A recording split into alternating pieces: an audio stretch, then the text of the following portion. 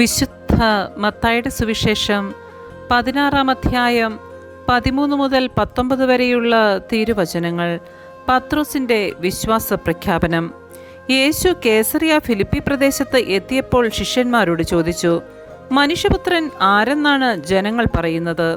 അവർ പറഞ്ഞു, ചിലർ സ്നാപക യോഹന്നാൻ എന്നും മറ്റു ചിലർ ഏലിയ എന്നും വേറെ ചിലർ ജെറമിയ അല്ലെങ്കിൽ പ്രവാചകന്മാരിൽ ഒരുവനെന്നും പറയുന്നു. അവൻ അവരോട് ചോദിച്ചു, എന്നാൽ ഞാൻ ആരെന്നാണ് നിങ്ങൾ പറയുന്നത്? ശിമിയോൻ പത്രോസ് പറഞ്ഞു, നീ ജീവനുള്ള ദൈവത്തിൻ്റെ പുത്രനായ ക്രിസ്തുവാണ്. യേശു അവനോട് അരുളി ചെയ്തു, യോനയുടെ പുത്രനായ ശിമിയോനെ, നീ ഭാഗ്യവാൻ. മാംസരക്തങ്ങളല്ല, സ്വർഗസ്ഥനായ എൻ്റെ പിതാവാണ് നിനക്കിത് വെളിപ്പെടുത്തി തന്നത്. ഞാൻ നിന്നോട് പറയുന്നു, നീ പത്രോസാണ്. ഈ പാറമേൽ എൻ്റെ സഭ ഞാൻ സ്ഥാപിക്കും.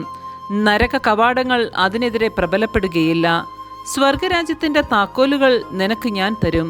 നീ ഭൂമിയിൽ കെട്ടുന്നതെല്ലാം സ്വർഗത്തിലും കെട്ടപ്പെട്ടിരിക്കും. നീ ഭൂമിയിൽ അഴിക്കുന്നതെല്ലാം സ്വർഗത്തിലും അഴിക്കപ്പെട്ടിരിക്കും. നമ്മുടെ കർത്താവായ മിശിഹായ്ക്ക് സ്തുതി.